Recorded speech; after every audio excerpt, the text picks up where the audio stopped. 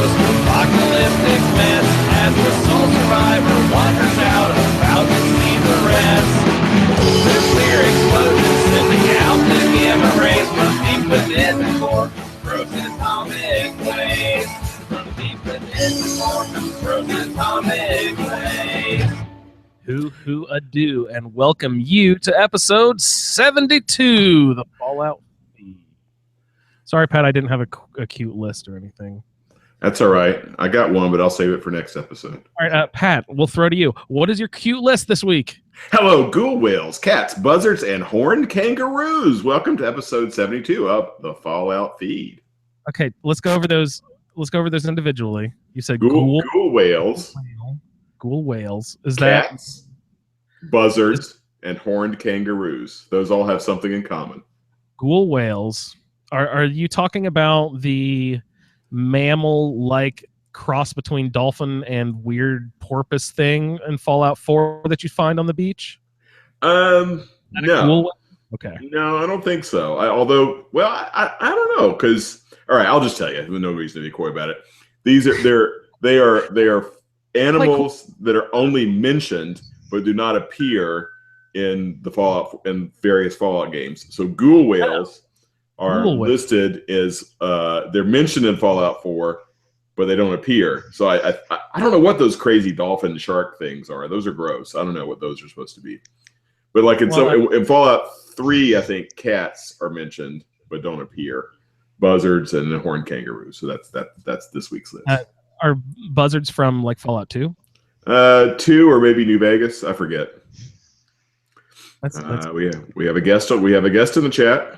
I just saw I watched the show, Pat, and hello, Laura. How are you doing tonight, Laura? Hello. Is my microphone working okay? Because I'm not sure it is. Lovely. It is. Good to know. Are you here as Laura or Susan tonight? I can be either, whichever makes you happier. I'm not too bothered. I can be Laura. Yeah, well, I'd love to speak with Laura, or I mean, you know, we're always here to give Susan a really nice shout out as well too. So, I have to say, Laura from West Vault Radio.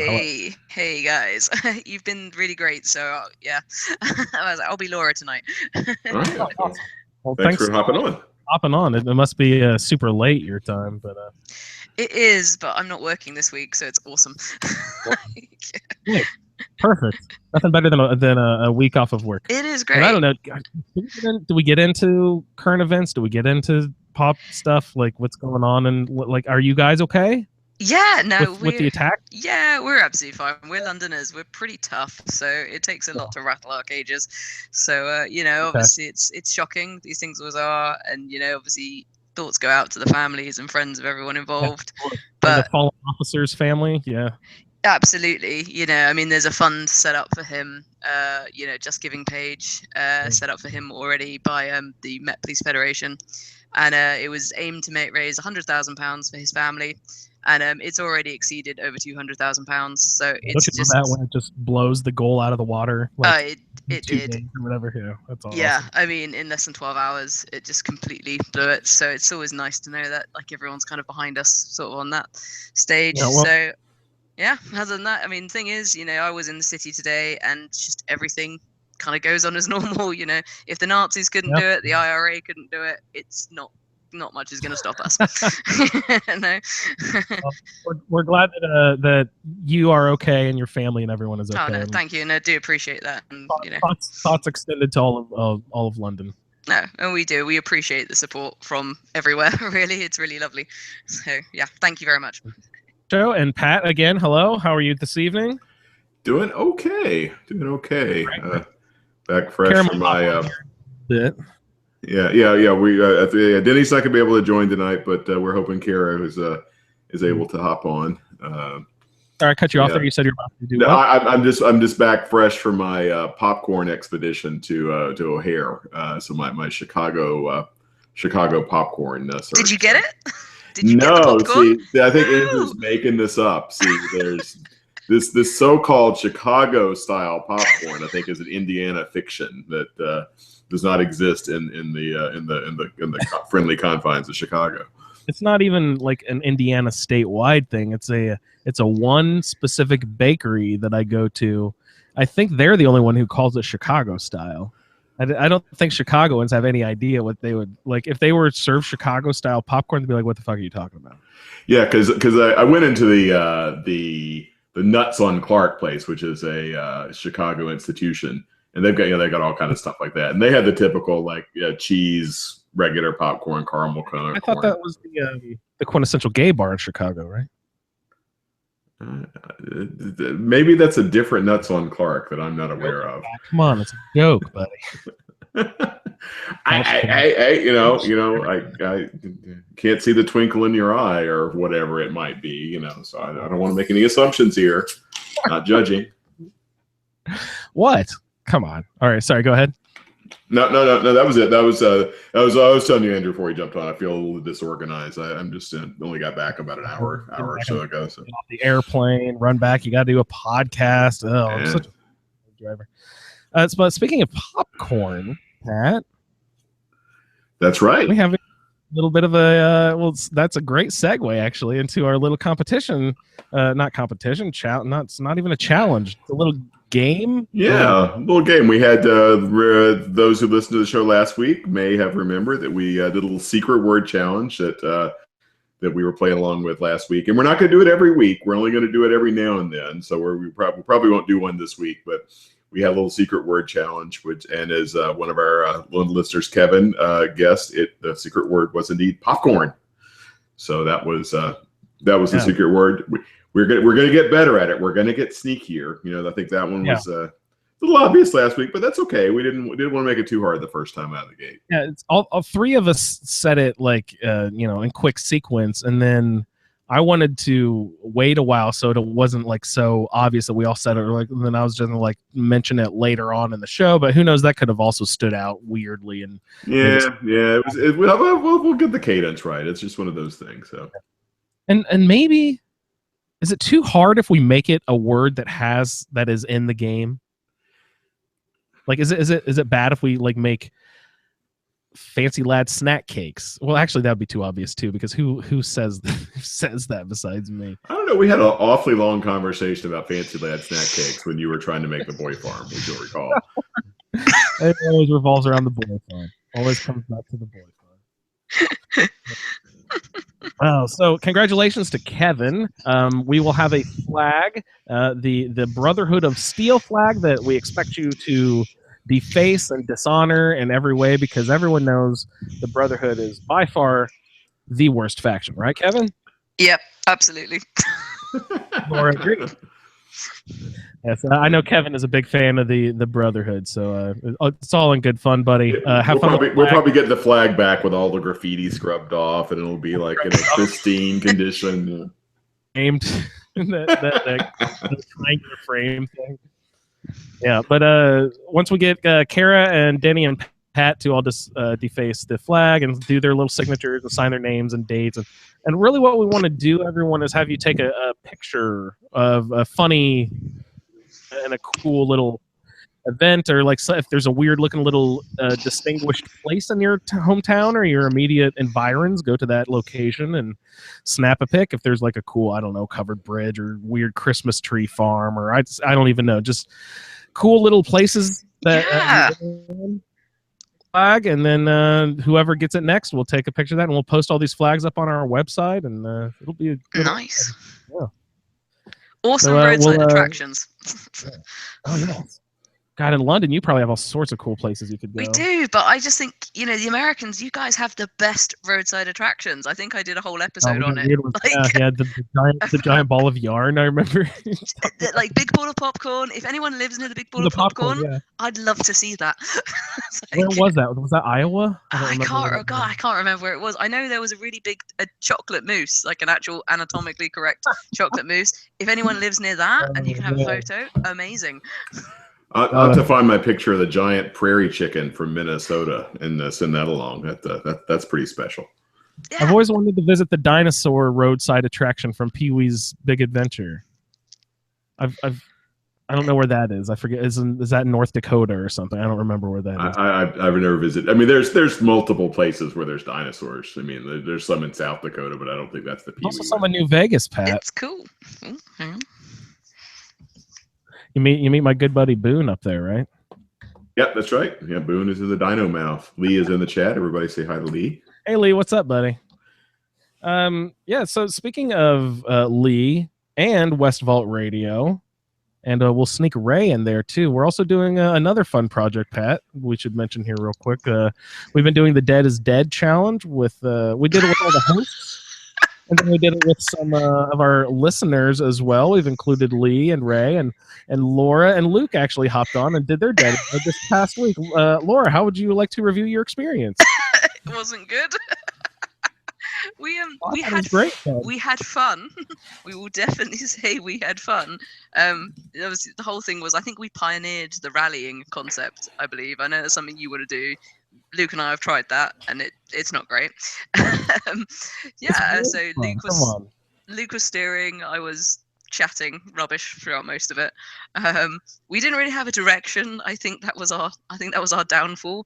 Like, you guys have all come out there with like a really, really strong game plan. You are very focused, and Luke and I were just like, oh, let's go over here. Yeah. And then it was, and then obviously we found a destination. We got one in our heads. We thought we're going to go there. We're going to go to the meat canning factory. We thought that would be a great idea to go there, and within about 2 minutes we were dead. So yeah, we overreached. No, it was really cool because you could tell that you were steering Luke along, and you guys weren't in the same location. Were you? Were you doing that online? Were you watching him do that, or were you sitting? No, yeah, we were next to each other. Yeah, he was because his computer, being obviously Luke, technical troubles is his thing. So we were on my Xbox, and so yeah, he had the control. I plugged in the headset, so I was sitting really, really close to him, and we were just going for it. That's really good. That sounds like a setup I would try to pull off. That's how I do my when we do audio let's plays. That's exactly how I just plug my little mixer board right into my controller. That's how I do my audio and stuff. So ghetto. Yeah, it was fun, and obviously we learned the big lesson, which is don't gloat when you kill a raider, because you'll get shot in the head by someone else. But it was awesome because you were like up on maybe it was a high rise is not the right word. With an overpass, like where the highway goes up into the sky. You're on the Skyway or whatever, and you see like this little building right off with the raider sitting on the roof of the building. So you hop down on there and you whack him in the head a few times with you had a tire iron, I believe. Yeah. Oh yeah. I love melee weapons. They're great. And you knock him down, and you guys are getting all pumped up and shitty, like in your face, motherfucker, and then. Blah, blah, blah. We still don't know what happened. Like there was no one there. There was just one raider, and we killed that raider, and then we died. It's just like Bobby Bacalera says on The Sopranos: you don't even know it's coming; it just goes black. It was.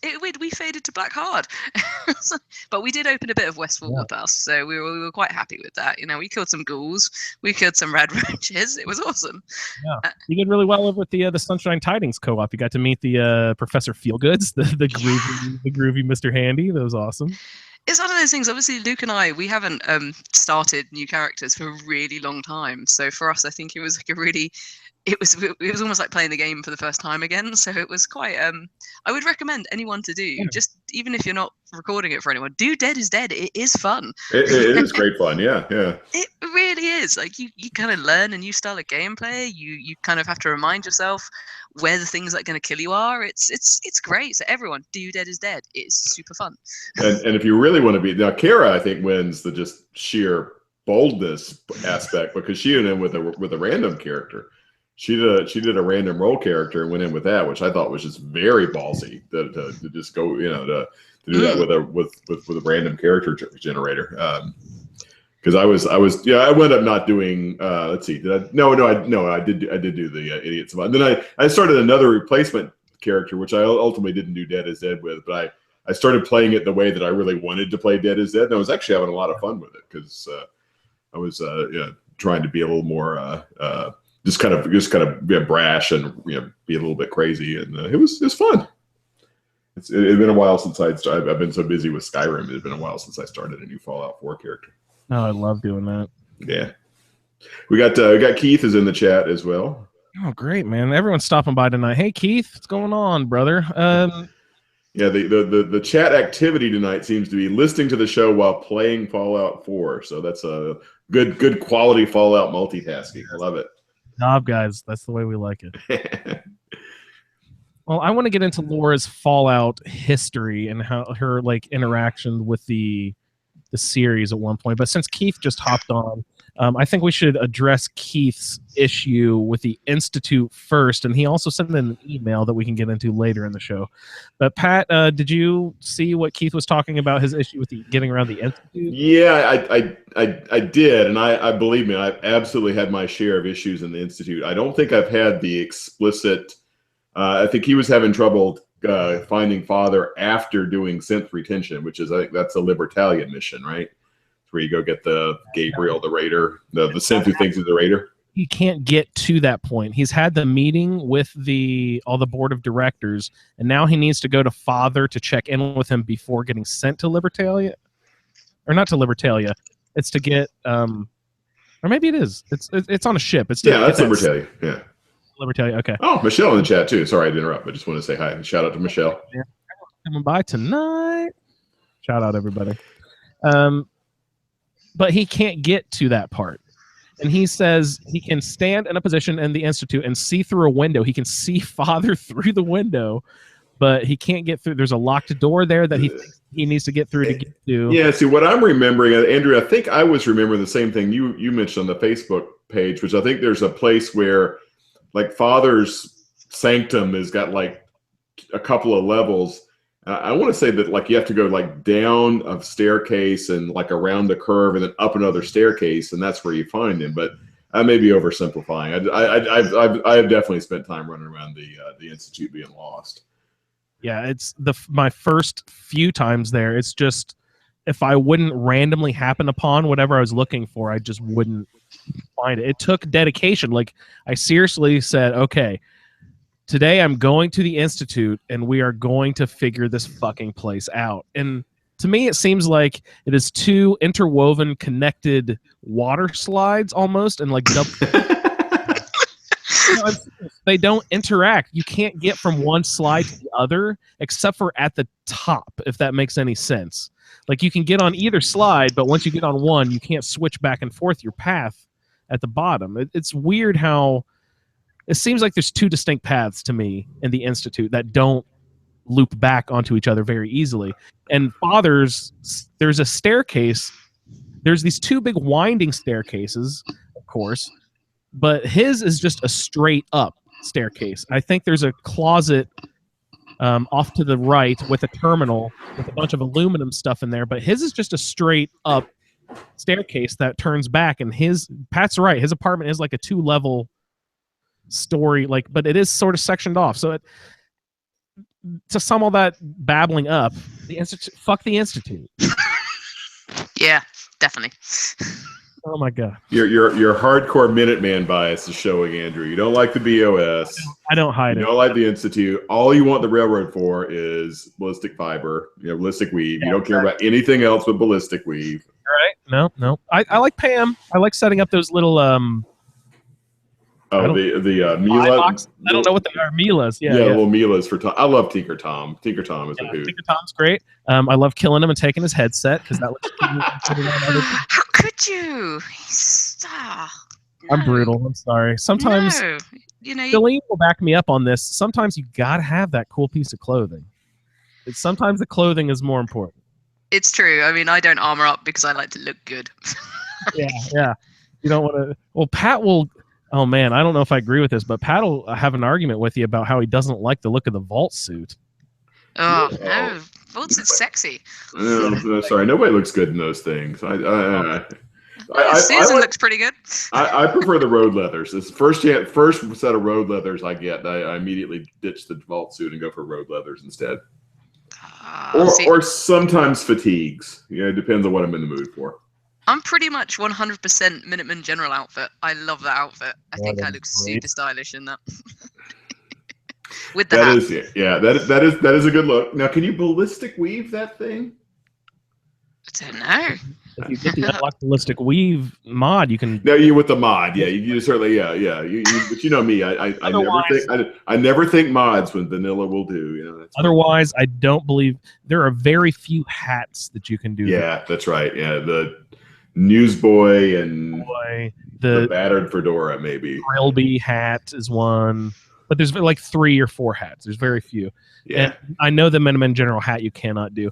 I also like, what is the hat that you get from the robot on the ship on top of a building? That is also a cool tri-corner. It is. I want to say, is it just like Captain's hat or something?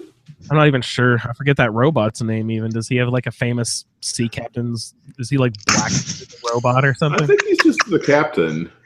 It's called Cap. Okay. Well, there's Sarge. I just ran into Sarge the other day. Fuck that guy down in the basement of the castle. Right? Is his name Sarge? Oh. God. Pain in the ass if you the first time you go down there and it's like, oh yeah, you're cleaning out the basement, yeah, a bunch of Mirelurks. All of a sudden there's a sentry bot crawling up your ass. On survival mode, Pat, which I'm sorry or proud to say, I'm not sure which, you and Dennis have finally converted me over to, with a few mods here and there to tweak it to my favor, but on survival mode, it doesn't matter what level I am. That fucking guy down there, just because of the weird angle that you have to turn, he sees it immediately when you turn in there. It's such a holy crap setup there. Well, that's a good one to let Ronnie kind of charge in. I think you can usually let her charge in and draw the fire, and then you can start lobbing grenades. Or lasts like 4 rounds, and gets taken down by that thing, and you're like, well, okay, now he's on my ass. Dogmeat, you go next, buddy. Okay. Rounds, you're down. Okay, shit. Who else I got with me? Anybody else? Come on, let's go. Let's see. You it is what's that? So it's USS. It's Ironside's the captain. Oh yeah, I think that rings a bell. That does. Yeah, Ironsides, and then where do you? Let's see. You do get a very sweet. You get the lieutenant's hat. Is that this? Yeah, lieutenant's hat. Yeah, it's not a tri-corner. It's an admiral hat. Like it's like a front to back. Yeah, front to back. Yeah.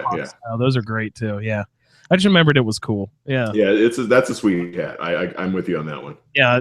People can get off my case because I'll murder for a cool piece of clothing.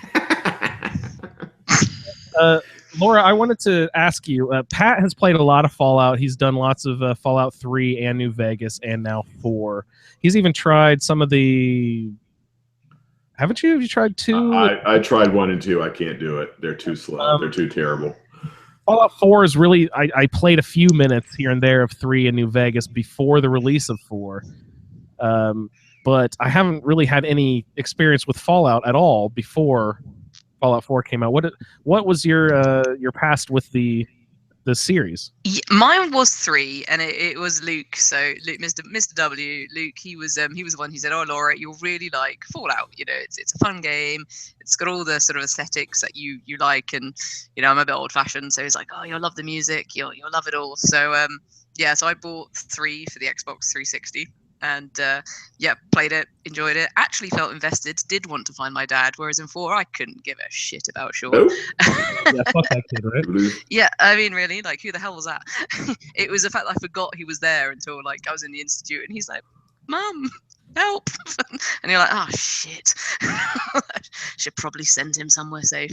But yeah, no, I think I preferred sort of the emotional bit in 3, maybe more than 4, but 4 is obviously a bit more expansive, and when the game sort of ends, you get a lot more out of it. But yeah, Luke's the hardcore guy. He's played 1, 2 in their entirety, 3 sort of all of New Vegas, so I've only sort of gone from 3. But yeah, that's sort of like my history, and you have Luke to blame for all of it. Yeah. Do you like complete games? I mean, do you go in and you beat it. Yeah, I don't know if you can beat. Yeah, the, I think I was with 3. I was very, and it's like same with like Skyrim. For sort of, I was very. I can be quite like one-track minded with games. You know, if you need to sort of complete stuff, I can, and then I'll go back and then rediscover them. Like I know when I played, was it the first Batman Arkham Asylum game? Ooh. And I know there's like you've got the Riddler, and you know he's giving you Fucking stuff. Question marks. Ugh. Yeah,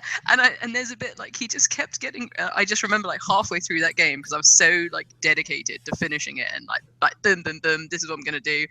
I just know all I could remember is like the Riddler basically just like abusing me for like not being more interested in his like weird crap he was trying to get me to do, to the point where I know I got an achievement. Like all of a sudden this achievement popped up and it was called One Track Mind, and it was like, yeah, you've basically ignored everything in this game. And I was like, I am proud of that. I am so proud of the fact that I've managed to get an achievement for being really, really like, you know, mind like a Welsh railway. You know, it's like, I was like, yes. So yeah, I can be a bit, but with 4, I think I've been a bit more distracted because just so much stuff just ends up being thrown in front of you, you know. And I get a bit OCD about the whole quest thing. Like I like to clear them off, so I get really frustrated. Like I've got a big problem with one of my characters in 4 at the moment. Is I don't know if everyone else gets this. This might be something that's really common. Like I have like 3 sort of Preston quests on the go, and I'm trying to get it so I just have 1 Preston quest on the go. But every time you go back with all 3 completed, he's just like, "Here, have another 3." And you're like, no, that's not what I want to do. So I don't know. Is that normal? Is that like, does everyone have like 10 Preston quests going and they can't seem to get rid of them, or is that just? There's usually the settlement needs your help. Yeah. Or the settlement needs you to build defenses. Yeah. Or super mutants are attacking, go over there now. Yep. There's the setup, the beacons, the recruiting beacons. He sends you on like 3 or 4 different kinds. Now, is the recruiting beacon, is that radiant or is that only one time? I know definitely it is that one time.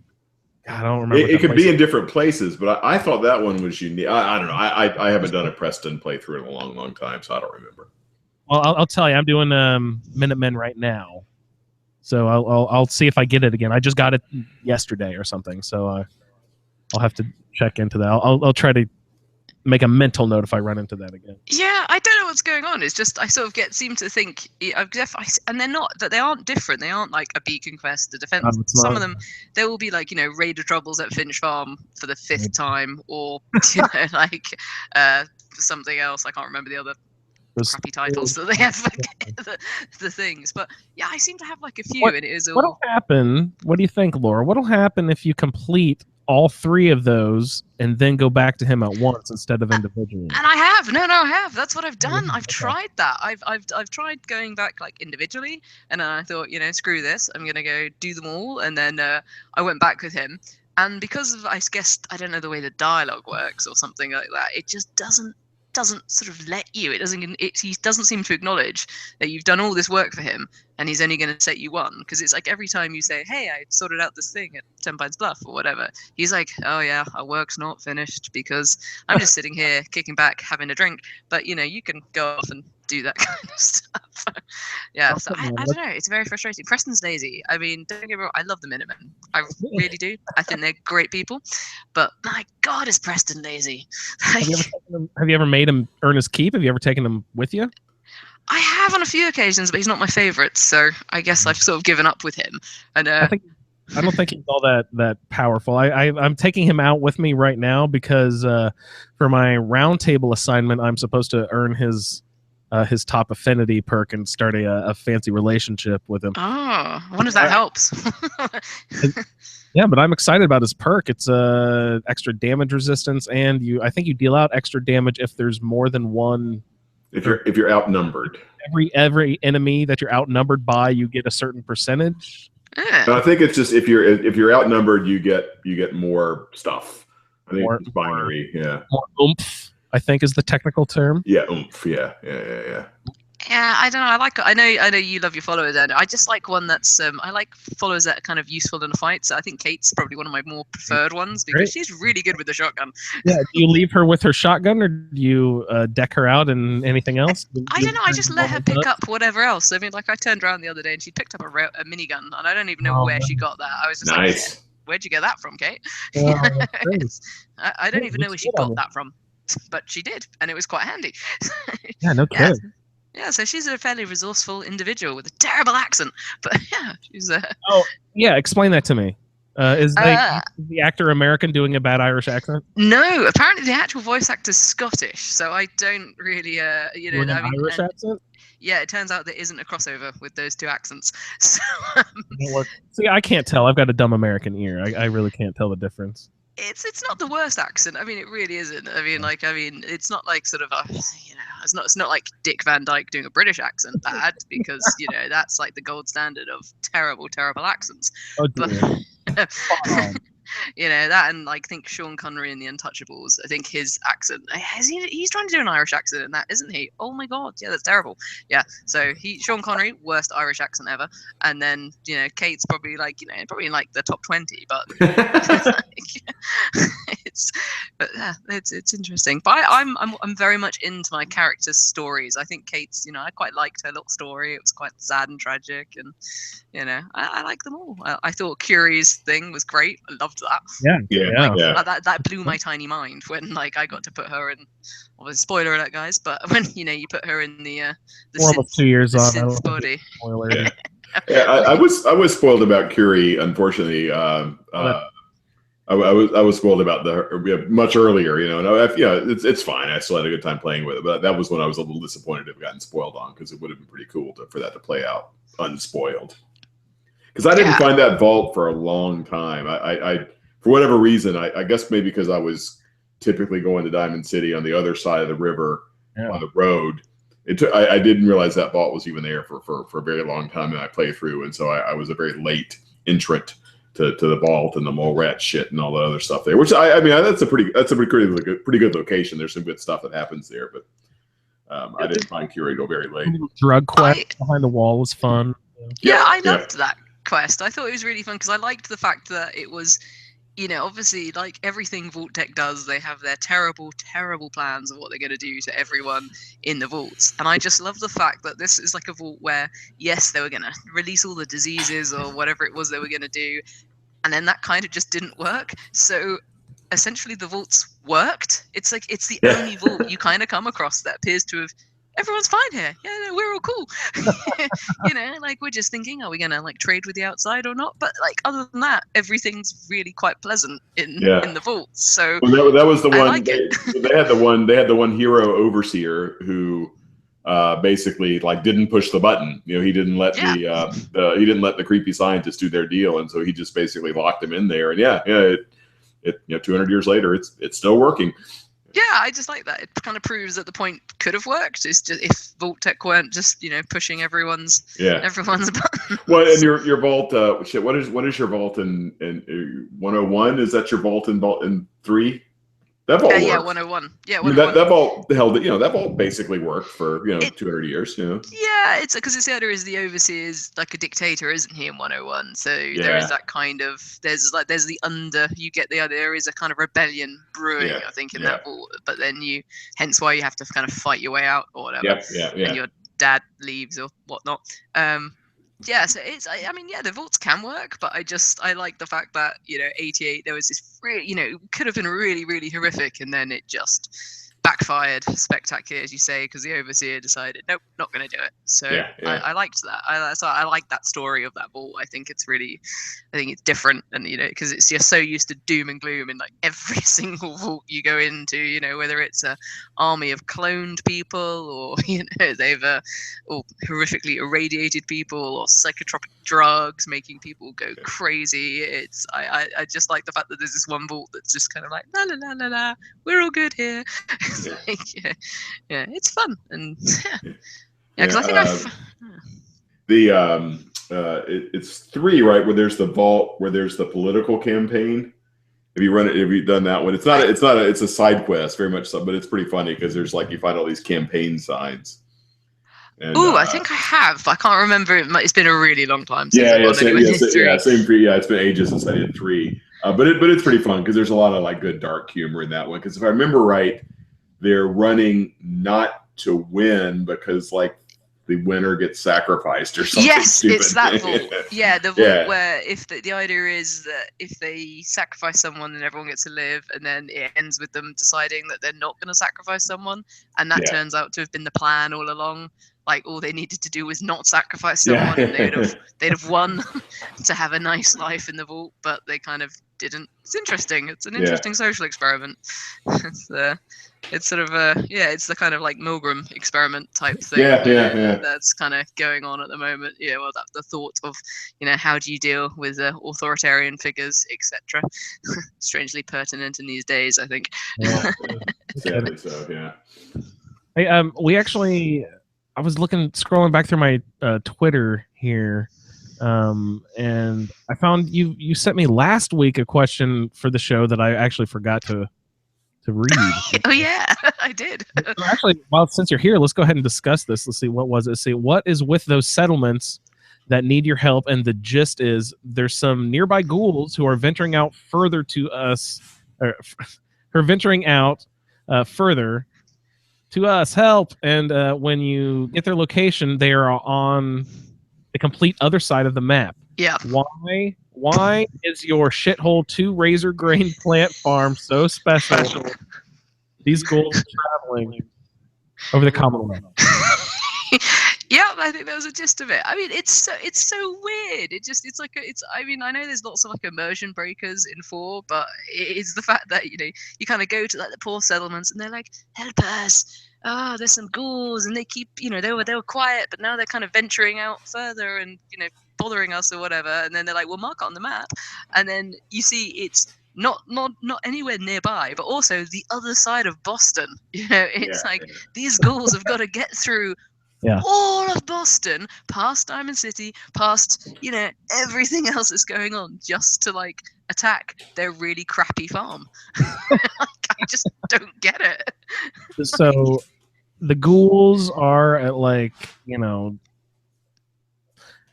the so like the ghouls at like the what's the Sunshine Tidings Co-op or something are attacking the settlers at the Finch farm. Oh my God. Yeah. That's crazy. I know.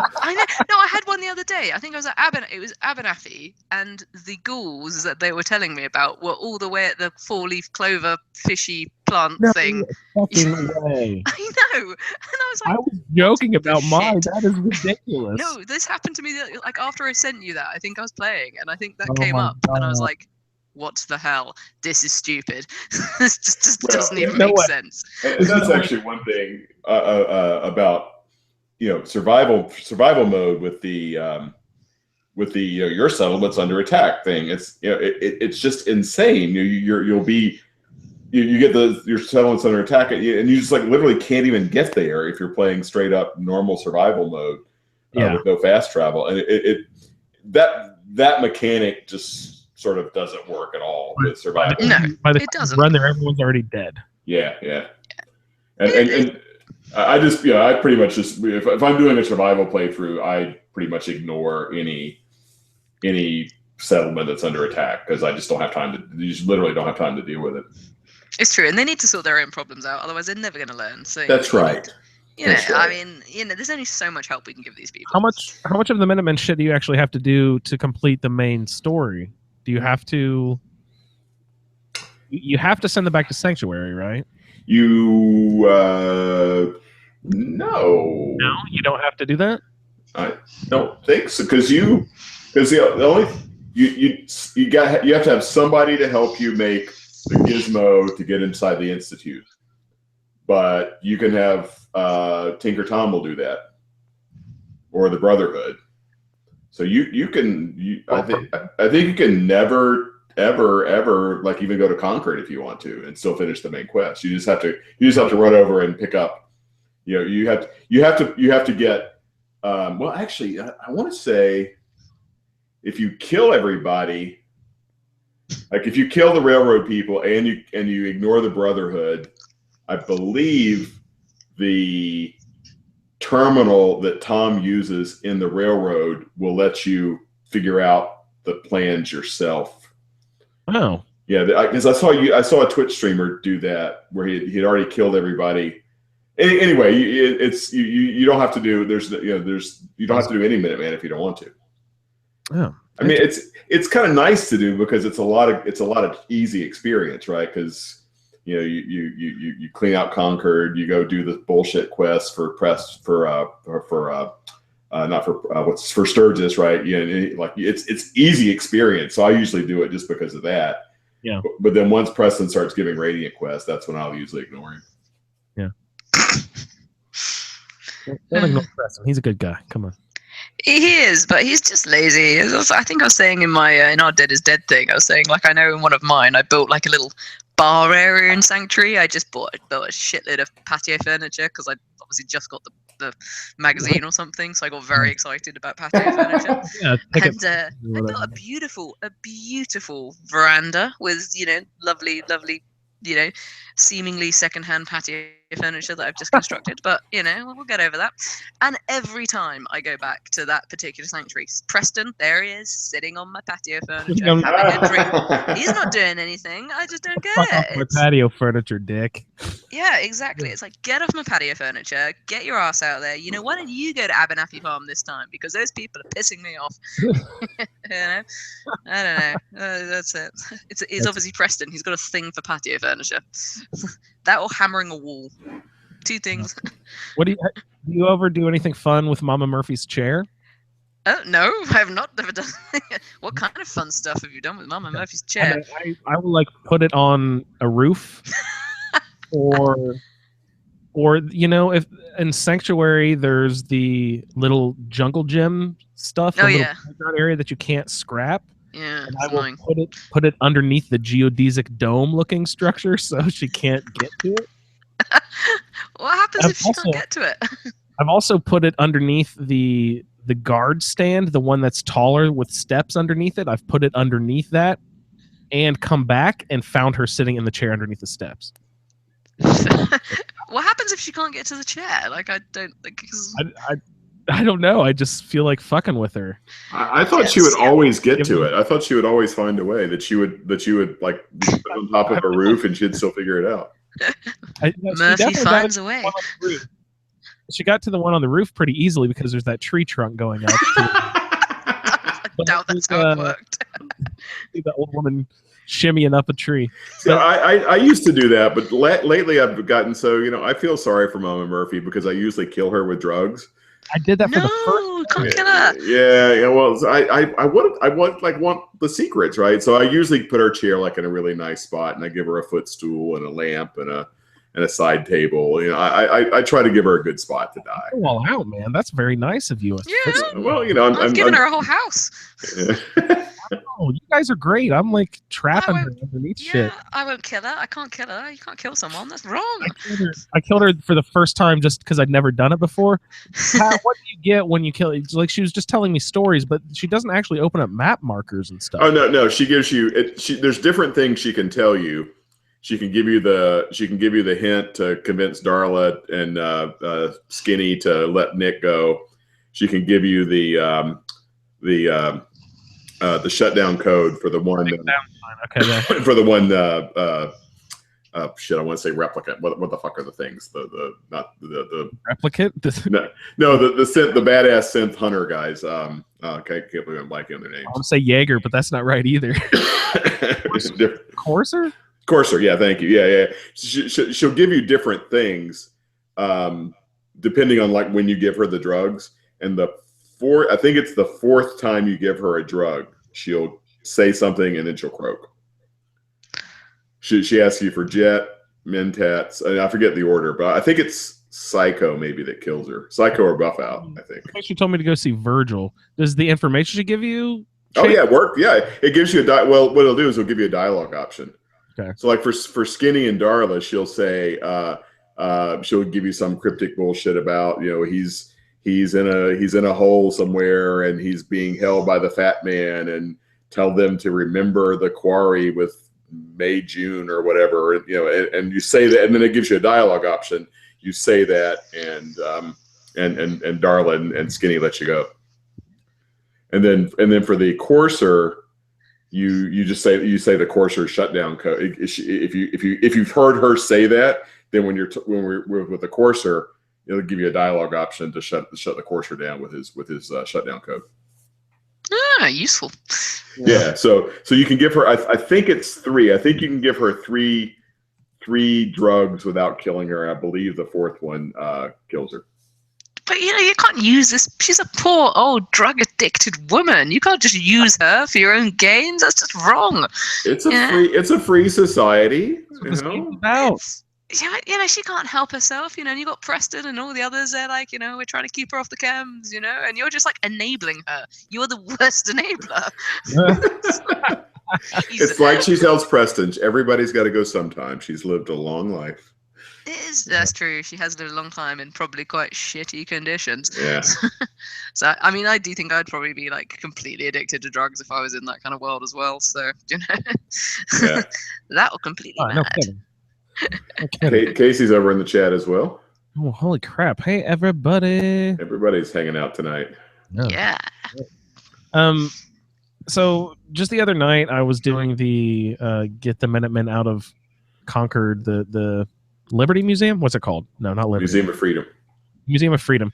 And I just did a quick save there real quick before, just because I wanted to see what would happen. I've never actually attacked them, so I wanted to see what kind of would happen. And Marcy and June is his name. They are fucking way more hardcore when you attack them than they are when raiders attack your settlement. But I mean, they're so horrible later on, like when trying to protect anything. But they were fucking badass, like ninjas almost. And when I was attacking them in the that museum there, it was crazy. So you were attacking them when you were playing Nuka World? Is that not Nuka World?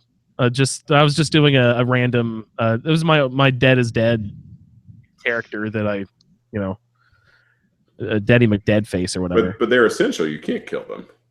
I know. Okay. All right. I couldn't kill them. I'm saying, like, even before I got them to take a knee, they took me out. They were like badasses somehow. What I didn't.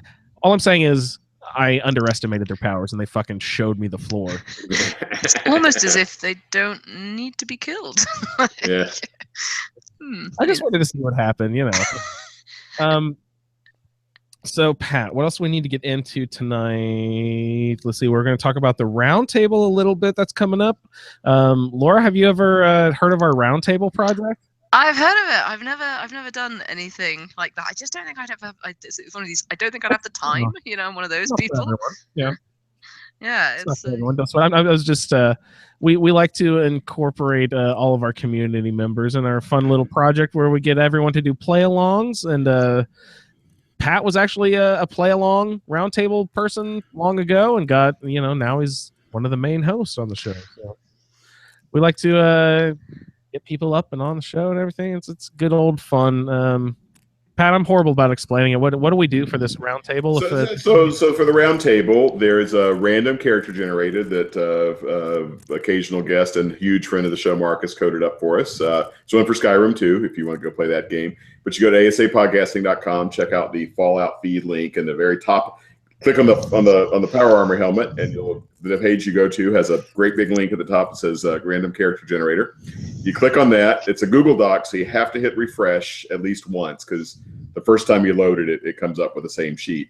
You hit refresh, and then it gives you a random character. It'll give you special 28 points that fit the basic special that you get when you're starting a new character. It'll give you a perk for every special category, and that perk will always be no more than 2 levels higher than your special. So if you got a special of 7 in agility, you might get blitz, but if you have a special of 4 in agility, you won't get blitz because it's at 9. And then you'll also be assigned a follower and a romance option, and a few other things. And the idea is you build that character and you use that.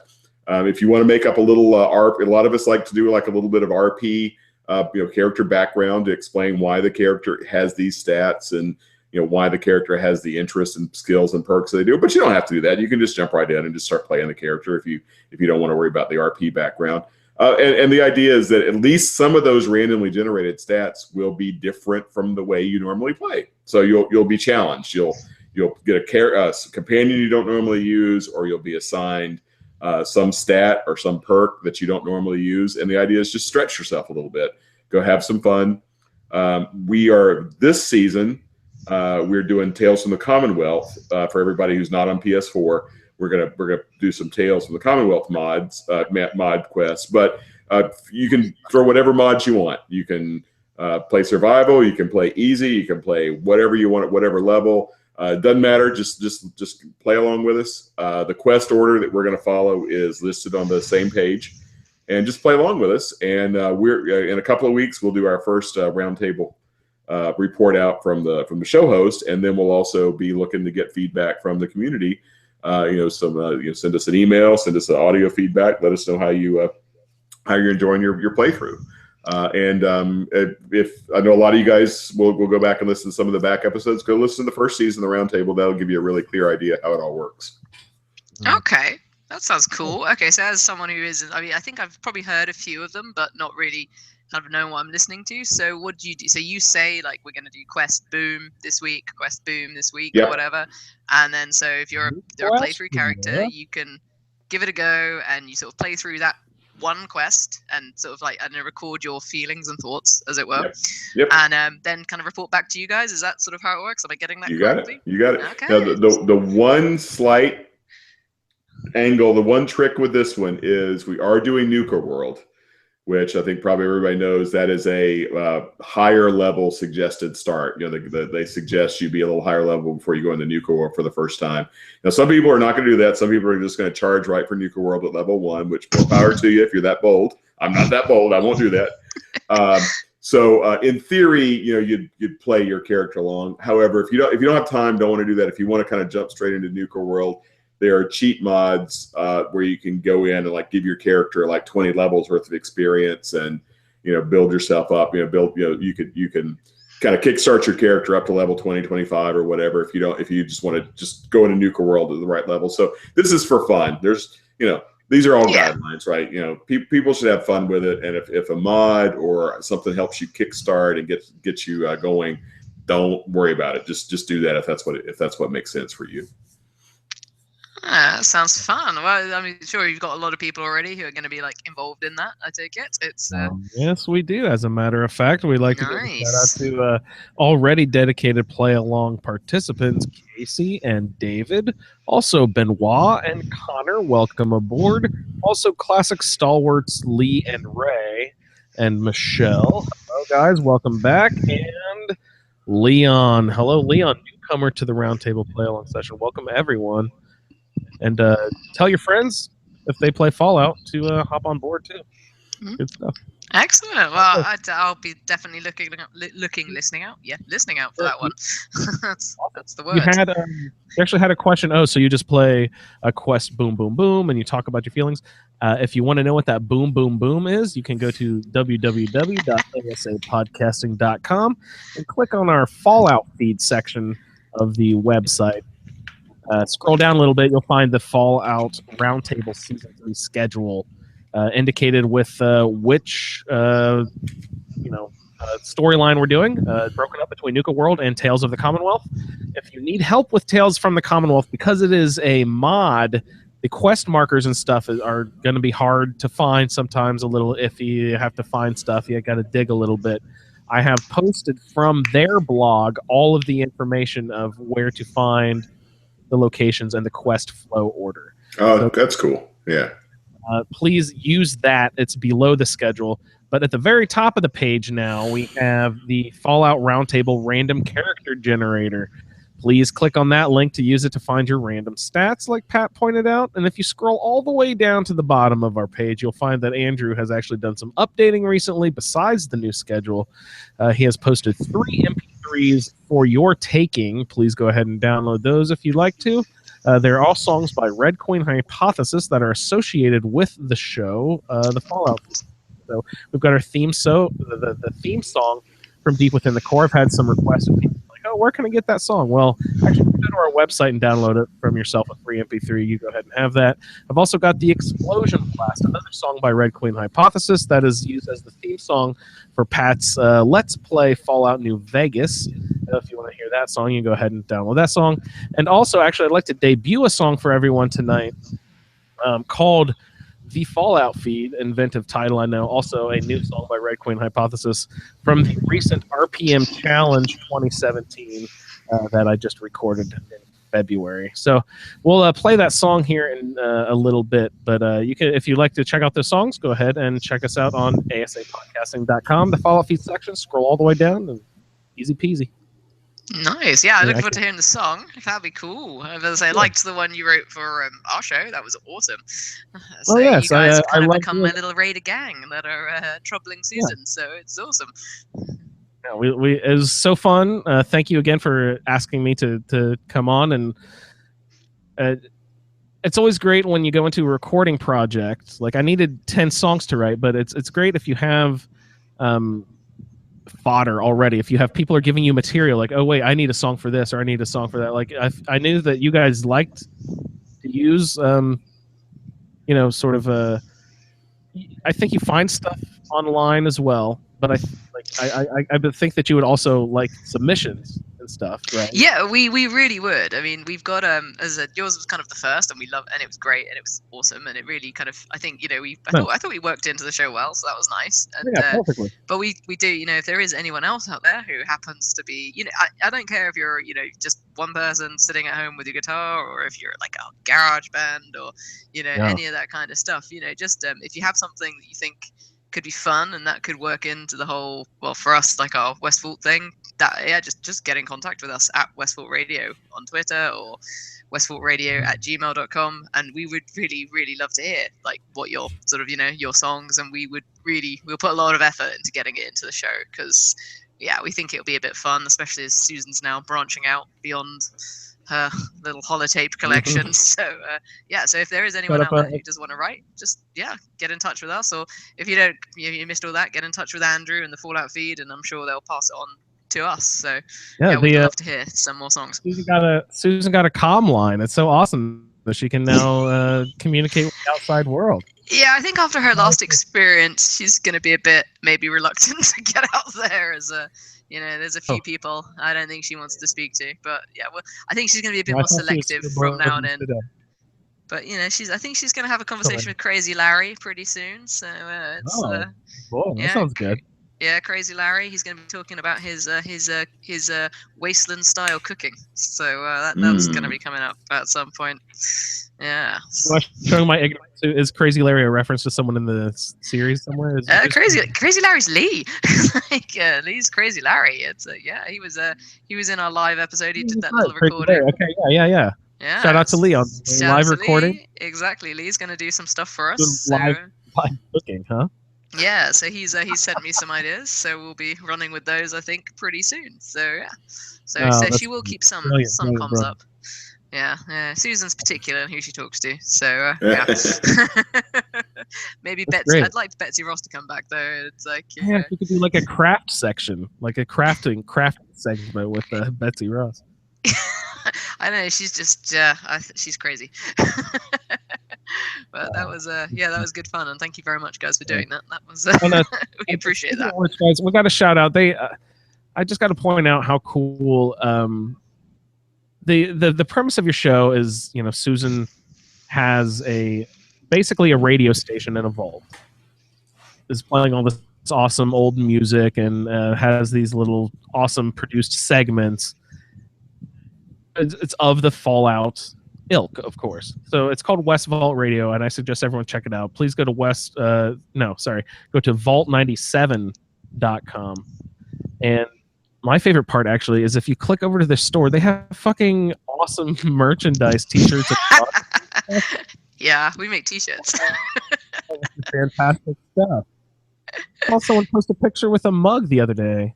Yeah, we'll do. We did a run of mugs last season, so we're gonna redesign them for season 2. So we'll sell them, and we sell everything at cost pretty much. We don't, we're not out to make money. We just want, we might try and given sort of there's a few.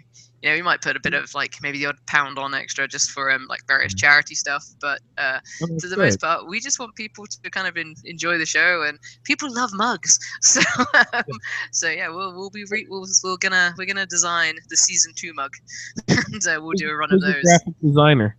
It's Luke. Seriously, if it's not talking on our show, it's Luke. It's that's pretty much Luke, that guy is. Luke did your graphic design of this cool radio tower with the Vault Tech. That's Luke. It's kind of partly my idea. I was like, stick a tower and stick the Vault Tech logo on it, and then that's as far as my direction went. And Luke kind of came up with that logo, and nailed it. Yeah, dude. And he does.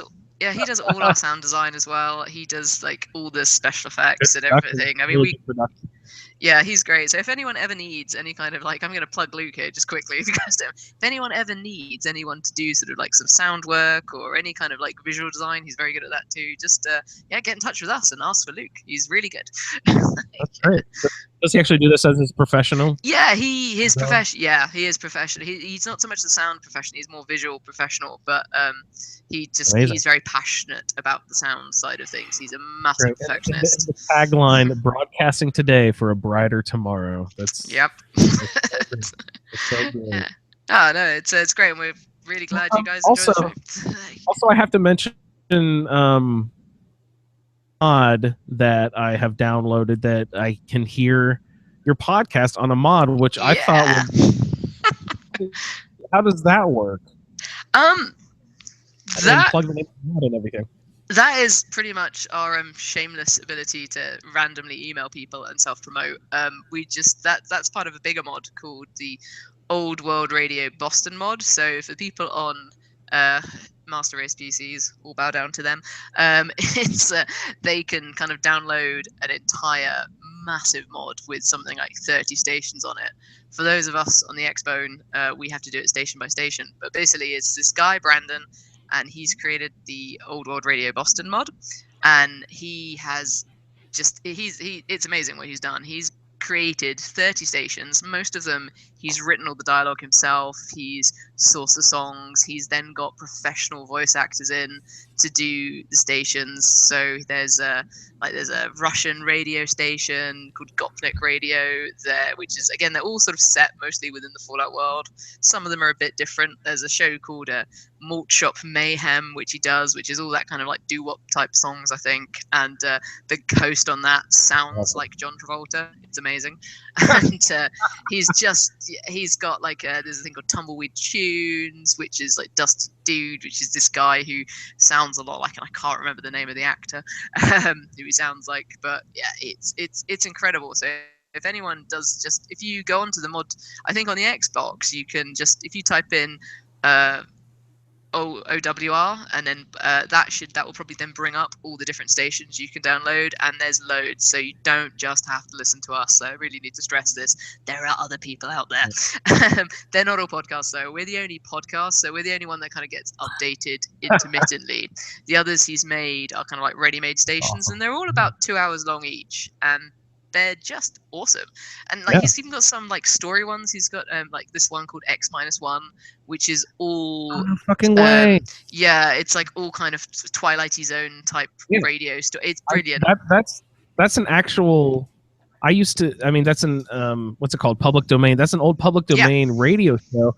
When I was in college, when I worked at the college radio overnight, I had the 12 a.m. to 6 a.m. shift, and overnight at college, that's like a really sort of horrible graveyard shift. I would get into the old back catalog and pull out the old reel-to-reel and play the old X-1 and the Dragnets and those old awesome reel. That was so awesome that X-1. I gotta download that shit. Yeah, he's got that on there, so you can definitely find that on the Xbox One. So yeah, I think Lee, download X-1 if you don't know it already. I'm sure Lee knows X-1. Pat, you know X-1? I don't know X-1. You should. I know you're not a mod guy, Pat, but X-1 is great. I think you would like it. Yeah. They're brilliant stations. Like he's put I think there are something like 30 stations on this mod in total. Yeah. So on the Xbox you do them individually, but if you've got a PC that's a big powerful PC, you can kind of download all 30 stations, and they also come with things like skins for the radios and posters and flags. So if you went all out with his mod, you can decorate all your radios. You can put posters up for each station. There are flags for each station. Like it's an amazing project, and the guy does it all he does it for free. It's it's all free, and you just go on out there, and he puts so much work into it. So he's definitely worth checking out. So yeah, the Old World Radio Boston mod. It's on the Nexus forums. It's on Xbox. I think if you go onto Facebook, you can type in Old World Radio Boston. You'll come up with it, and it's just it is brilliant. It's a fantastic mod, and we got involved with him quite early on. We just, I think, sent him like a bit of a shameful, hey, we're running a podcast that kind of does radios. Would you like to have us? And he was like, yeah. So we've kind of been with him ever since. So he's worth checking out. It's so perfect. Your show. Sorry, I got a crackle there. Your show is just so perfect for that format. It's amazing how well your show is formatted, and how I love to just scroll over my Pit Boy and pop on West Vault Radio, and it works so well with the game. You guys are so good at that. Congratulations! Thank you on starting second season, and it's a very fun ride for anyone who hasn't made the plunge yet. Please go over and check out West Vault Radio. It's good stuff, everyone. Yeah, start from like episode 3, because that's when I stopped doing a weird accent and kind of go into still a weird accent. But yeah, it's fine. We got shit sorted by episode 3. Although people like 2 for some reason, because it has the Drumpf documentary. So no, I was just about to say the Drumpf. You can't skip the Drumpf stuff. That is so canon. You have to. Yeah, that was really funny when we made that, because that was prior to the election. I'd like to point out. It's so sad now. I need to go back and listen to it now and be like, oh no, it happened. Exactly. I hope you're not sad. prophetic. I really hope you guys are less prophetic than Yeah, we got quite a few emails after the election with people basically saying, "Oh my God, you predicted everything." And we're like, we didn't. It's your fault. Yeah. I think we even allude to Hillary being a synth at one point halfway through. So yeah. I wouldn't doubt that. So I don't know. So but we probably will keep going on, as I think we've made some joke. I think we made a few jokes about him in the last episode. So we'll keep. As long as he's in office, we'll keep at it. So it's fun. But yeah, no, I'm just really glad that you're enjoying it, and yeah, if anyone does want to check it out, brilliant. We really do appreciate the support, and we just want people to enjoy it. But also check out other stuff on Old World Radio Boston. It is a brilliant mod, and you'll definitely find something that you enjoy, whether it's the X-1, whether it's Malt Shop Mayhem, the weird Russian station. I think he's even got like a 9 Inch Nails station that's like instrumentals of 9 Inch Nails songs. So I haven't listened to it. It's not my kind of thing personally. But I think the 1940s style. Is it 1940s style? I don't know how it is. I don't know what. That would be interesting. I think they're instrumentals, but I don't know how they work. I don't know if anyone out there has ever listened to it, but you might be able to give us. But he's and he's always searching for kind of like people who do sort of the electro swing kind of modern covers, like modern songs in the 1940s way. I know I put him onto one British group called the Papini Sisters, who are pretty good. They're kind of a 3-part harmony sort of female group who do modern songs in the Andrews Sisters-esque style. They're pretty cool. That is so great. Yeah, I think he wants to do something with them, so that'd be pretty cool if he does that. So, yeah, he's worth checking out. So, yeah, just definitely check out Old World Radio Boston. It is an awesome mod. Awesome. We'll do. Everyone check that out. Email box. I know we have something from Keith. Pat, I don't know if you have. Oh, I don't have it pulled up. No, you're fine. I know Keith has one here. He says, "Hey guys, enjoying the show as always. Couple of questions and a possible topic. It's for hacking terminals. I seem to get locked out a lot of the time. And number 2, looking for a non-heated discussion. Heated? Do we get heated, Pat? Heated discussion on why each of you do and don't like each of the factions. And last thing, watching when someone plays on Twitch. Oh, that's awesome. Thanks for watching those, Keith. We like doing those. All right, so the Dead is Dead was. Let's parking lot the faction thing, because that would be a fun, maybe that actually might be something fun to work into the round table, because we'll be doing different factions and everything. Yeah. Mm-hmm. So maybe parking lot. I think it's a good topic. Maybe parking lot it till because Casey and park it. Do it another time. Okay. Yeah. Sorry, I'm following you. Speaking of not following, you dropped an awesome phrase the other day, Laura, that you said your mother was a 12 o'clock flasher. I thought she's a 12 o'clock flasher. I thought you were some sort of pervert or something. It means I never heard that phrase before. Every electronic device in her house is flashing 12 o'clock. I had to look it up, but I thought that was, oh my God, that is brilliant. That is such a great way to describe like Luddite people who don't, or like my mom who always asks me to fix stuff that, like, I don't know, computer technician mom. Oh, I know, and and it's the classic thing with mums is that you sort of they'll call you up and they're like, oh, you need to fix this now, and you're like, mother, I'm at work, and, like, I can't really drop everything right now, and then and it's something, and you kind of get there, and she's either somehow downloaded like so much malware, it's unbelievable, and you're like, Mum, you've turned off this. No, I didn't. Well, you have. You just have. You have. I know you, because otherwise this wouldn't have happened. And my mum is slightly painful. And you renew your subscription. There we go. Oh, my mum technology should just. I think she should just have like a slate and some like a chalk pen.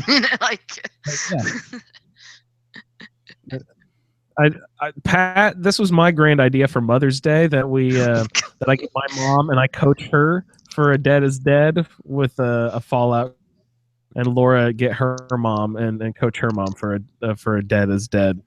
That would be short. She'll walk off like a high-rise building or something. Done. Or just be funny to walk your mom through the character creation process. Like, I think there could be some fun with that, like explaining specials and like designing what your character would look like. Spending like a good 2 hours doing that to die in 4 minutes sounds like a good investment of time.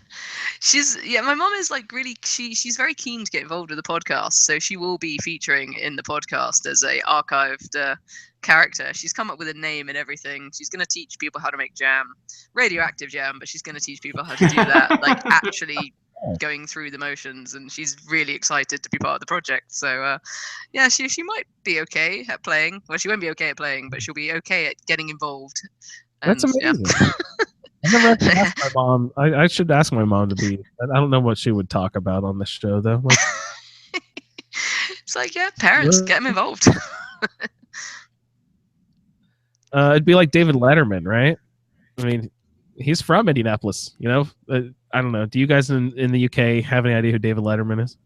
Oh yeah, we know who David Letterman is. Yeah, we know we know he is. He's like our hometown hero around here in Indianapolis. Like he was a sack boy at their local grocery store and stuff like that. Like that's a local landmark. Man, I could have taken the flag to David Letterman's grocery store. Oh man, you missed it. You missed a chance.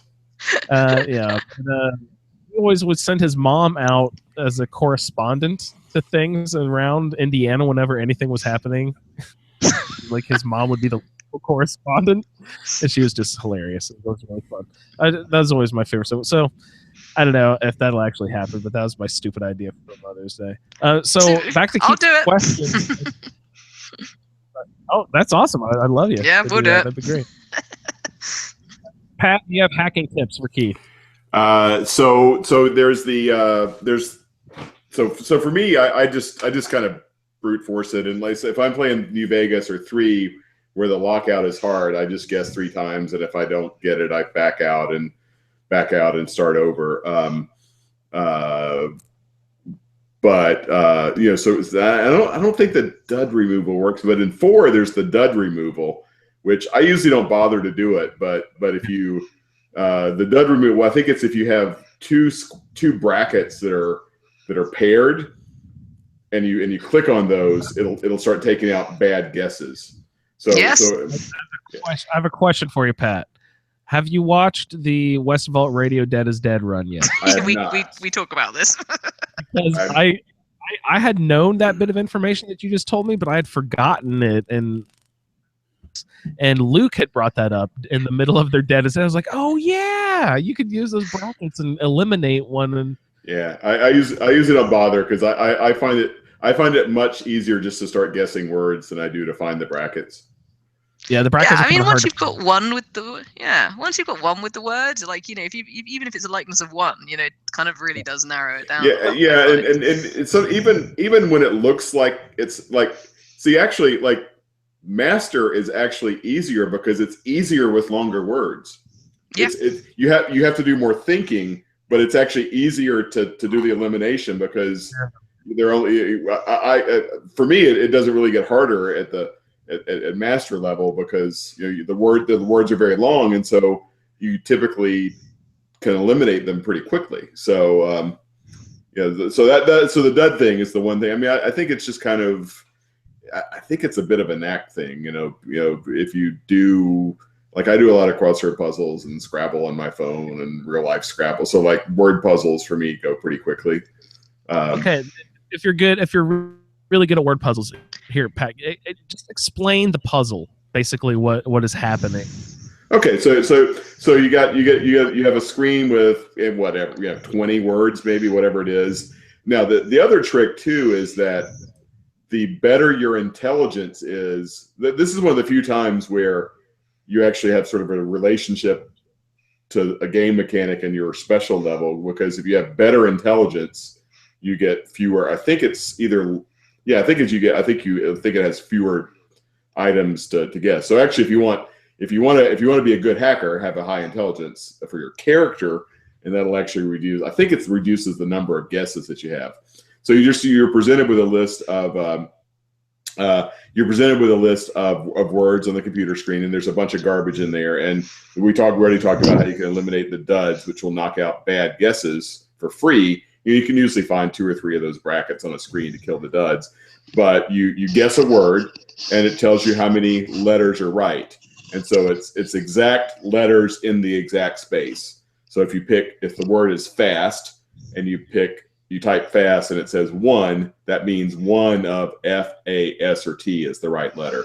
So then you start scrolling through the other words, and you find one that's got one of those 4 in the same spot, and you make another guess. And the key is, it's actually what it's like. It's actually like the board game Mastermind, because you have to not get fixated on like one letter. You have to think about all the possible letters. Because that's what I find myself. If I don't pay attention, I'll say, "Oh, it's got the A is right." Well, it might not be the A; it might be the S. But I've just got to make sure I pay attention to it. And I always just guess the first word, because it's the first one's random, and then after that, you start making educated guesses.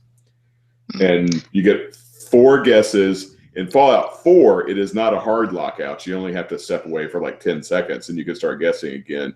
In 3 and in New Vegas, it's a hard lockout. If you do that 4th one, you're locked out of the terminal forever. What? Yeah, much trickier. Yeah. That is bullshit. Yeah. The only tip I have for hacking is, like, obviously Pat's explained it really well already, is just the only thing is sometimes words go on more than one line, and people tend to miss out on that. Like, it might have an S at the end, and people don't that's on a second line, and that's not immediately obvious. So like that's the only thing I was like, always look for words that are split over lines. They're always the same length. Like they'll be for an easy terminal or novice or whatever, it might be 4 letters. And then up to Master might be 10 or 12, but they're much longer words. But again, I actually find Master easier because you can eliminate words. So like for me, like for Master, I can almost always get it because you can if you're sort of ballsy and like you want to guess that 4th one when you're not absolutely certain, that's that's what I usually do, especially in Fallout 4 when I know I can get back to it with a lockout, or a little bit of light save scumming. That's the other option. You always love some light save scumming. Light save scumming, yeah. Just a little bit, just a light, a dusting, yeah, a soupçon of save scumming, as we say. That's great. Keith had one last sentence on his email there. Kara, when you died on Your Dead is Dead, I was yelling at the screen, "Don't go that way! There's dogs and ladies over there!" Oh my! Keep up the good work, Keith. Thanks for writing into the show. That's awesome. Thanks so much. And besides my song pad, that's all I've got on the list for tonight. Did you other business? Same here. I think we hit all the topics. Definitely join along with the roundtable. Play along with follow Dead is Dead. So Lee has done a Dead is Dead, which is posted to the ASA YouTube channel. Various other things. Susan, where Susan? Well, listen to me, Laura. where can we find Susan's?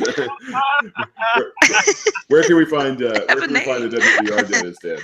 The WVR Dead is Dead is on our Twitch channel, which is just Westport Radio, all one word, I think. I don't know. Can you transport them to YouTube? But because I'll quite happily put it on your. You can. Okay, if you have to download it. If you're logged in as Westport Radio on Twitch, you can go to that video, and you should do it soon because they will eventually disappear. You can go there, download it. It'll download the MP3, and then you can get that over to me or Denny or Andrew by Google Drive or Dropbox or something, and we could push it up to the ASA channel.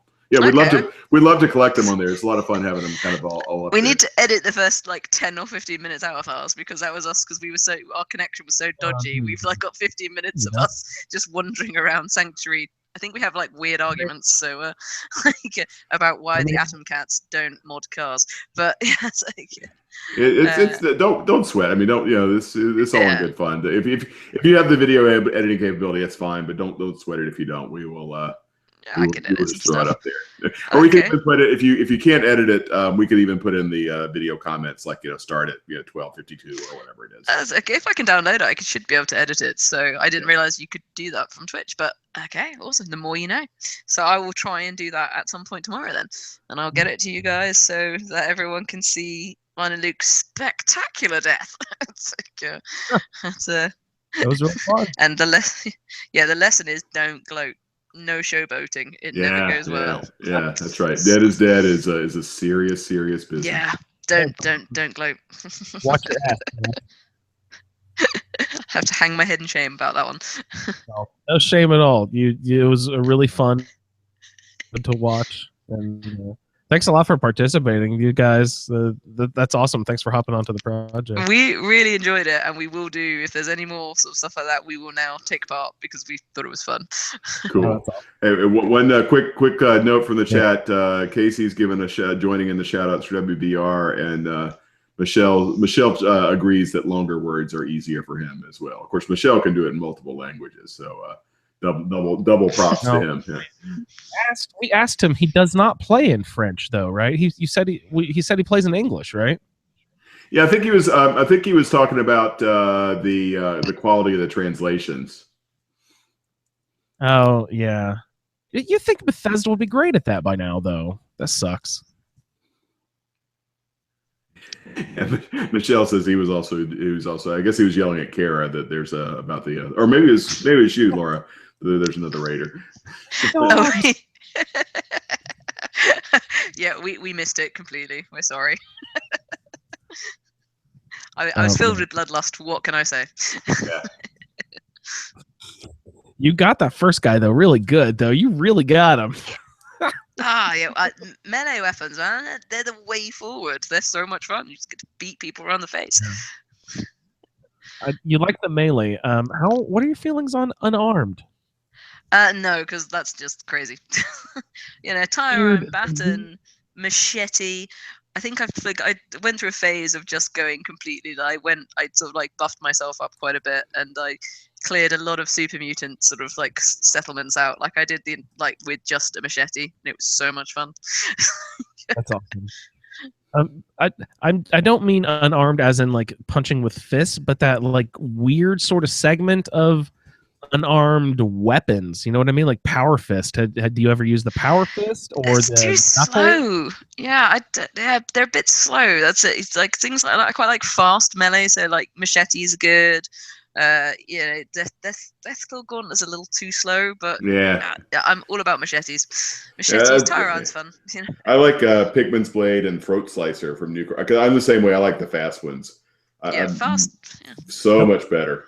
Fast and slashy. Those are melee weapons. Those are melee. That's right. Yeah.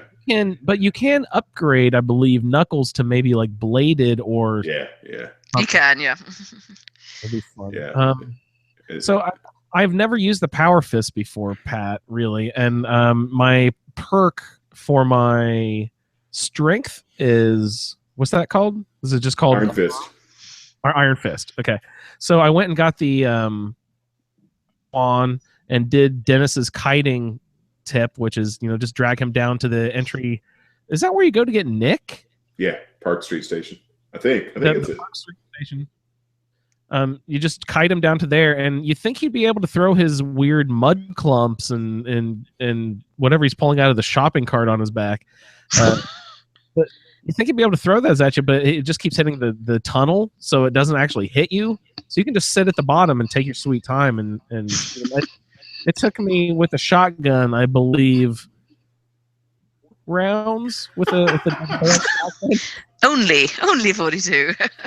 I was like, shit, man. It took me 4. You know how rare shotgun shells are, brother? Please. Yeah. Just go down. But he, eventually I got him down and I got the Power Fist. And so I've taken one step in it. So I think that's got a 20% damage increase. But I was to use it really. I was sneaking around. There was some ghouls, and I was like, oh. So I ran up and just bam, smash right in the face. Fuck you, ghoul.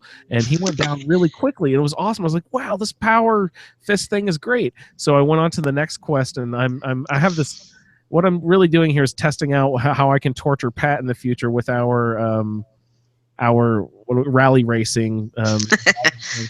I'm sort of testing out a few things here. But I ended up doing following Deacon into his quest where you get the Deliverer and all that, where you have to fight some synths. This is my first exposure to those like Gen 1 synths for the Institute that look like the weird robots. Deacon and I were running around, and oh shit, sorry about that. Talking about my bad. Gen 1 Sense and the Power Fist. Yeah, so I ran up to those. You know how they swing their fucking arms like their shoulders on a swivel and whack you in the face? Anyway, I had the Power Fist out, and the ghouls went down with one punch, and I felt like such a badass. I ran up to the synth, and I was like, fuck you, synth, right in your face. Bam! And it took an eighth of his power down. I was like, then he took his shoulders on the swivel and just beat me down into a bloody pulp, and I died immediately. It was pathetic. Nice. I hate the power. Yeah, so you have to basically get the full power before it's effective at all. I don't like the Power Fist in 4 at all. If I'm gonna do unarmed, I'd use the Deathclaw Gauntlet. Yeah. I will look for that. The guaranteed Deathclaw Gauntlet is through the Museum of Witchcraft, right? You can always get one there. I don't know. Is there any other guarantee? You do that quest, and then you go give the egg back, and then when you give the egg back, you can get it from that Deathclaw. Yeah. Is there any other in the game? I don't know. It's been too long since I've done an unarmed build. Yeah. And you want to, and if you do it, you want to get the do the enhancement to get the third claw on it, because that really helps. Yep, get a third claw. Do you have to take like a blacksmith or something in order to get that? Yeah. You have to do blacksmith 1 or 2 maybe. Here, I'll check the wiki. Yeah, whatever. So lazy listeners can look it up themselves. Listeners, you bums. A quick question, just more. This is one of these things I've only ever seemed to use it once. The synth grenade things, I've only ever managed to get them one time, and it was glorious. But what's with those? Why can't you get them more? Or is it just me not? They're all over the Institute. Yeah, I They're can't, I just can't they're seem to just find lying them. around. They're just lying around loose all over the institute, and you can buy them if you're in good with the institute. You can buy them from the institute merchant What are box. they called?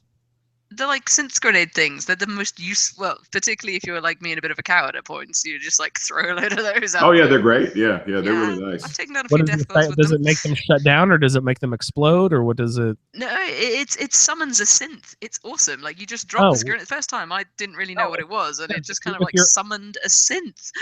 It was if you're on sweet. the institute's side, you can summon. It's basically the Minutemen flare gun, then, right? Yeah, except that you have to buy them. They don't like the Minutemen just give you their flares, they just give anything away. But like the synths, I remember the first time I kind of saw them in the shop or like with the guy, and I was like, oh, a synth grenade, that sounds fun.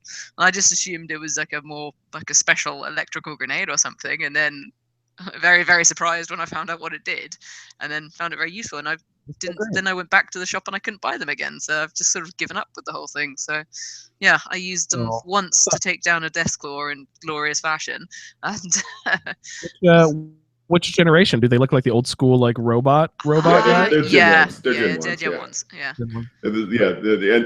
And you can use those even.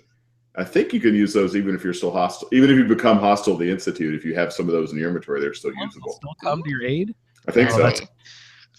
Good to know. Oh man, and much better than those stupid flares from the stupid Minutemen. Yeah. Pat, can I throw one of those? What'd you say it was? Synth grenade. A synth grenade. Can I toss one of those synth grenades and at the same time shoot off a Minuteman flare and have both of them? Yep. Yeah. I see why that wouldn't work. That would be great. Oh man, I'm gonna have 14 people following me at one point, guys. This is about to get real. Oh, we've given Andrew more followers. Oh dear. Oh, it's a sickness. It's like Mama Murphy and the drugs. It's gonna kill him someday. Oh no, I'm an enabler. All right. So, guys, I know we're running long already again. These last shows, guys, have just been so long. We had a lot of pent up demand from your hiatus. Hiatus, got to get a lot out here. But I wanted to check in with us. Speaking of my month long hiatus, let's check in with that song real quick I was referring to earlier, and then we will come and say goodnight, and we will check in with everyone here in just a second.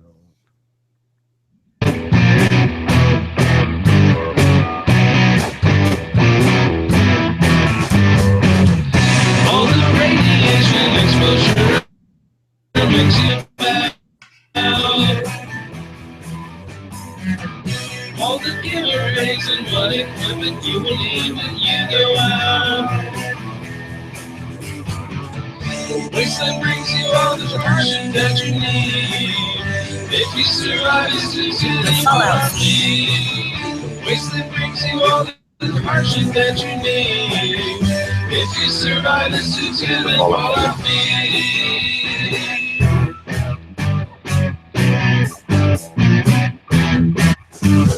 Brotherhood is still living in the Institute and the railroad.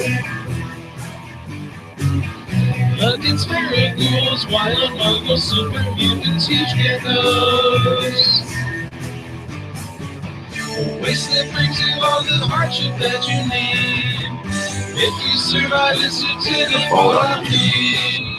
Wasteland brings you all the hardship that you need. If you survive, it's to the falloutfeed. If you survive, it's to the falloutfeed.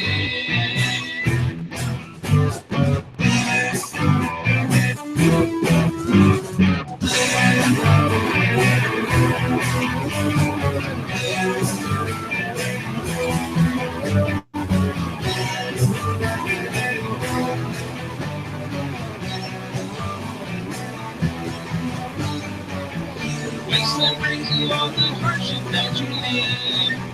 If you survive, it's to the falloutfeed. Wasteland brings you all the hardship that you need. If you survive, it's to the falloutfeed. Wasteland brings you all the hardship that you need. If you survive, it's to the falloutfeed. Wasteland brings you all the hardship that you need. If you survive this intended for the feed. If you survive this intended fallout feed. If you survive this intended fallout feed.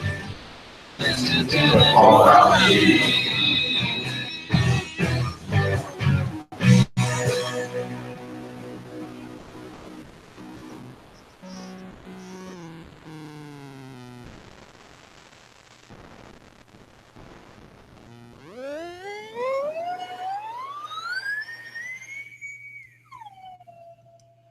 Pat, was that the first time you've ever appeared on a rock and roll record? I suppose that it is. No, that's cool. Welcome to being a punk rockster, Pat. Oh wow, yeah, that was quite the debut. Yeah, couldn't have done it without me. Yeah. You know, I kind of really want to listen to the Fallout feed now. I think that might have. Yeah. I'm not sure so what's guys, making me say that. I was referring to earlier on the website. You can scroll down to the bottom of the Fallout feed section of the website, and those MP3s are posted. If you want a clean version, I'm sure the guys who are listening live on YouTube and you actually, Laura and Pat, probably heard a really horrible, staticky, crappy version because the Hangouts just don't transfer songs all that well. So if you want a clean version of that song, go ahead and check it out on the website. Scroll down there, and that would be awesome. So Pat, you got any other stuff? I would just plug Laura's stuff again, of course.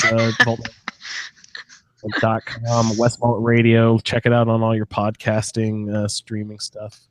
Yeah, no, I second that plug, and I think we covered the stuff for tonight. Roundtable kicks off in just a few short weeks, so get those playthroughs started. I'm going to get mine started this weekend, and can't wait to get onto the roundtable. No, we forgot to hammer that home. The reason we started our characters so early, guys, was because Nuka World has a minimum start level of 30. So we needed to give ourselves a few weeks to get up to that level before we could start. So, if you're doing a play along, go ahead and get your character rolled and get it started now. I don't know if we hammered that home enough. Yeah, get going on that, y'all. Other than that, Pat, you got anything? Pat's just left, I think. He's disappeared. So, Laura, I'd like to thank you so much for appearing on the show. Thank you for having me. It's a rare treat that I'm up at this time on a weekday. So yeah, crazy to get a whole week off. Awesome. Yeah, it's awesome. So thank you so much, and thank you for all your support for WVR. No, we really do appreciate it. Oh yeah, not a problem. We love your show so much, and it really is a little slice of the world that it just really nestles in to that Fallout feel really, really well. So it's extremely well done. And congratulations to you and Luke again for getting on to season 2. That's great. And I'm sure Pat also sent his friendly kudos. Yeah. I was sorry about that. Yeah, you're fine. Pat, we're just saying goodnight. So have a good evening, and thanks, Pat, for joining us this evening. Yeah, my pleasure, Laura. Thanks for joining us. Terrific to have you on the show. Thank you for having me, and really, really appreciate it. And thanks everybody. You may have already thanked them, but thanks for everybody hanging out in the chat room. Always good to have some fun interaction while we're doing the show. I'm always so busy, looking at my notebook. I always forget to look at the chat. So thanks, you guys, really so much for hanging out in the YouTube chat. That's really fun for you guys to do that. Thanks a lot. All righty. So we'll see you next week. All right. Thanks, guys. Bye. Just bye. Thank you for downloading this episode of the Fallout Feed Roundtable. If you are interested in doing a play-along character with us, the show can be contacted by emailing falloutroundtable@gmail.com. For the roundtable schedule, our Amazon link, and all other show information, please head on over to asapodcasting.com, where you will find the Fallout Feed, the Skyrimatic podcast, our YouTube channel, the Chatterbox, as well as other content. Once again, thank you for downloading, and we'll see you in the wasteland.